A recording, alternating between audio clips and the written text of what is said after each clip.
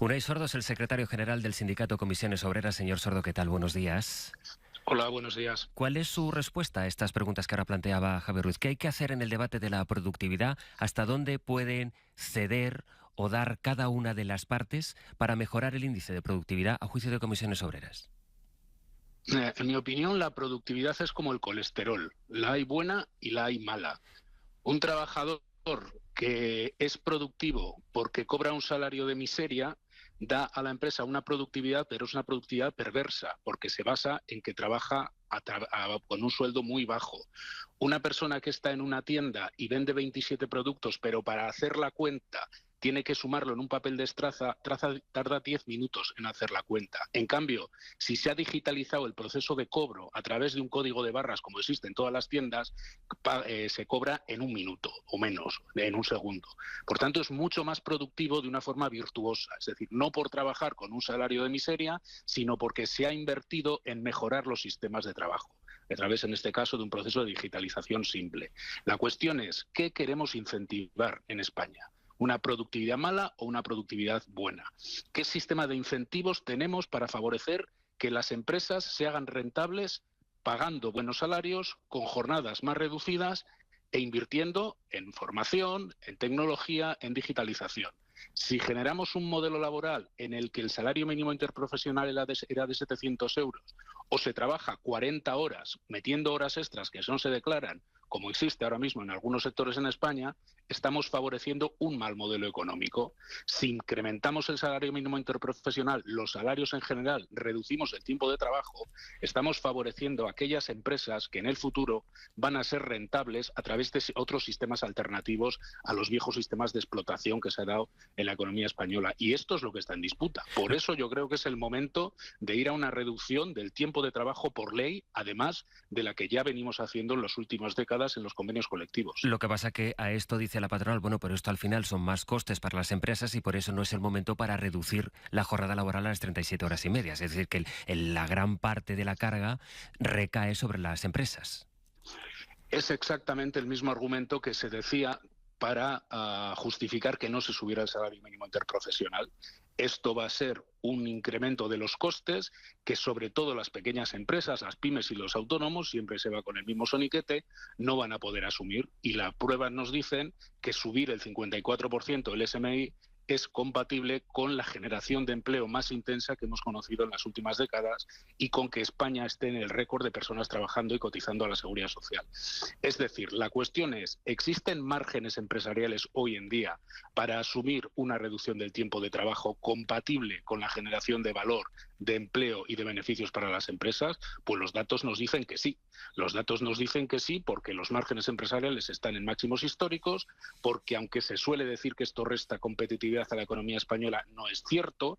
Las empresas que exportan en general son las que tienen jornadas de trabajo más bajas. Y son otras empresas, otro perfil de sectores empresariales, los que abusan de las jornadas largas, de las jornadas exhaustivas, y por tanto yo creo que hay margen de sobra y es más, es una buena forma de inducir una productividad sana a largo plazo. Reducir la jornada laboral, que insisto, desde el año 81 lleva siendo la misma, al menos la que viene recogida en la ley, aunque por los convenios colectivos la hayamos reducido a algo más de 38 horas de media, ¿no? Ayer fue cuando supimos, por eso propongo esta mañana el debate sobre esta cuestión. Ayer fue, decía, cuando supimos que Trabajo se abre a flexibilizar esa entrada en vigor de la medida para intentar atraerse a la patronal, que no sea estrictamente en la fecha del 1 de enero de 2025. Los sindicatos, ustedes amagan con movilizaciones. ¿De qué depende y de qué tipo de movilizaciones estamos hablando?